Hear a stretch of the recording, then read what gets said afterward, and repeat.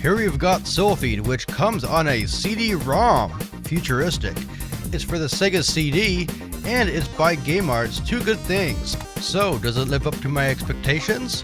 Well, it certainly has a lot of levels. I believe it has something like 11 or 12 levels, which is pretty fantastic. It also has gorgeous 3D backgrounds and a hip soundtrack full of orchestra hits. And you can never have too many orchestra hits. Well, let's pop this guy in and see how it goes. The first thing you might notice about Silpheed are the beautiful polygon graphics. Now, I don't want to rain on your parade, but these aren't real-time 3D graphics. This is actually full motion video. In fact, it's kind of the same technique that a game like Flashback or Out of This World used to crunch all that polygon onto a cartridge. See you later. Good luck. Now, don't worry, this is not an FMV game, but it does incorporate a lot of FMV elements.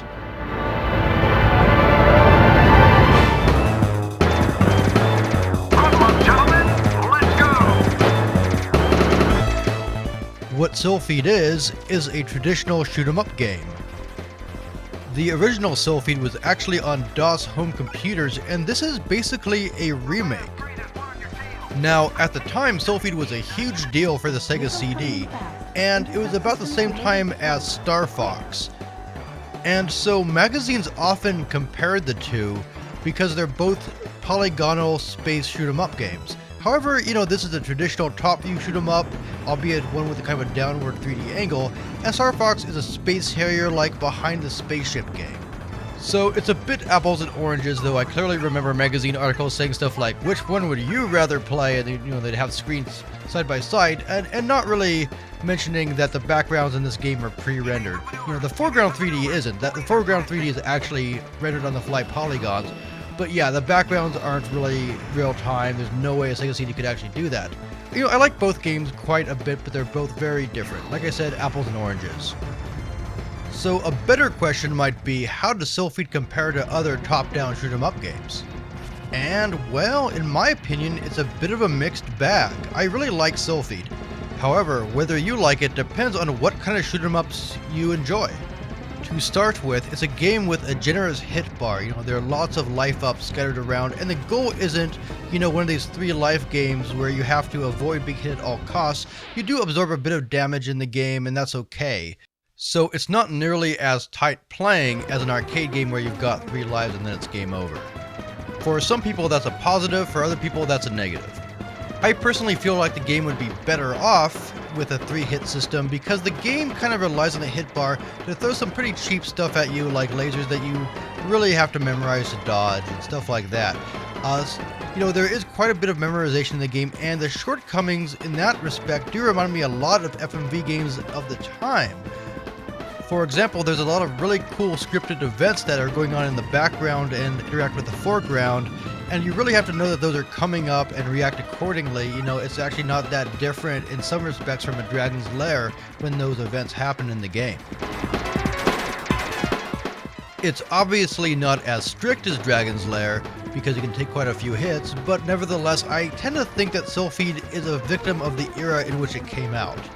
Even when I see these kind of scripted events in modern games, I kind of see them as fairly gimmicky and not really part of a coherent game design. Case in point, stage 4.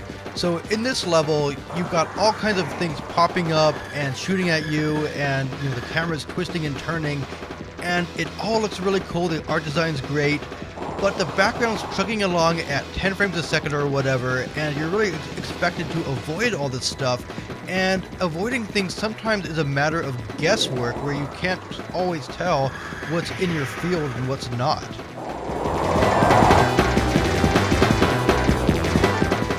Now, one neat thing about the game, though, is that every frame kind of keeps track of what stuff in the background you can hit and what stuff you can't, and that's pretty well done. I just wish that information was more clearly presented to the player. Another source of annoyance for me in Silpheed is that the playfield has these invisible edges that you can kind of bump into, and that's not usually an issue for me, but in this it seems a bit more extreme than a game like Raid Storm or Under the Feet or something like that.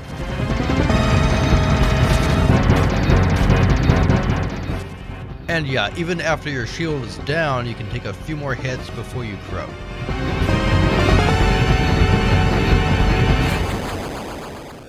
I really love that Atari-style explosion sound. It makes me not feel so bad about kicking the bucket. So yeah, between each level you pick your weapons, and it's a bit like Axlay or something, where each stage you get more weapons that you can pick. You start out only being able to pick just your Vulcan cannons, and then as you get further into the game you get auto-aiming and all kinds of stuff.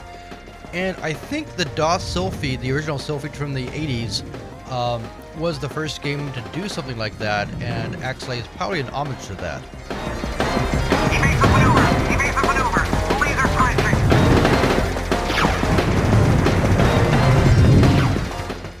The style of play in Silpheed is really different from your traditional space shooter, even though it has a lot of the same trappings. In some ways it does play more like a game like Star Fox, where you're expected to take a little bit of damage here and there. The game really wants you to feel like you're in a huge space battle. The game is constantly throwing chaos at you, and, enemies can get hit by background objects like asteroids, which happens way too often in my opinion in this game. And, it's kind of cool the first time you see it, the 50th time it's a little bit less cool. One thing you don't want to do in Silpheed is play near the bottom of the screen. Now, that's easy to do because the perspective makes you think that that's a good idea because you can more easily see your ship, but you get a lot more firepower if you're up close to enemies. So formations that I initially thought were impossible to clobber turned out to be not such a big deal after I stopped doing that.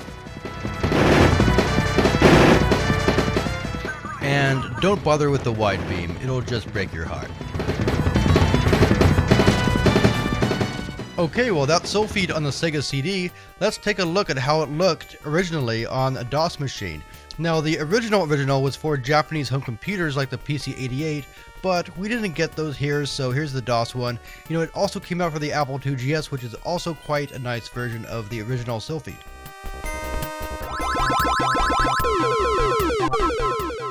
As you can see, it's really quite similar to the Sega CD one. Take away the FMV backgrounds, and this is what remains. And look at how much it has in common. The enemy patterns are really similar, the shield system's the same, the power-up system's almost the same, and like the Sega CD one, this game actually uses polygons for all the ships.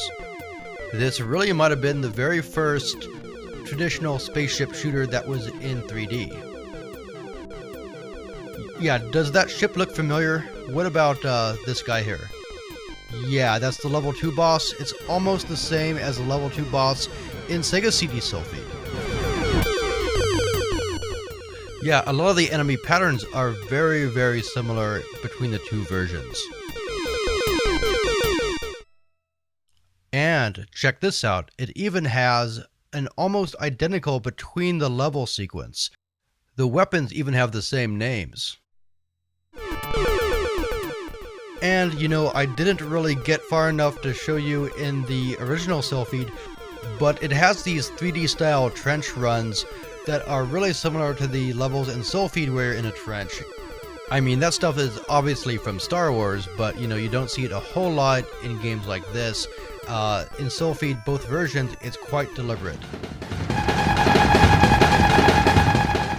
So that pretty much wraps up Silpheed. It's a really cool game, and it's very well made. Whether or not you should get it for your collection depends on what kind of shoot-'em-up games you enjoy. Okay, well, thanks for watching, and be sure to subscribe for more game reviews. I'll see you next time. Game over.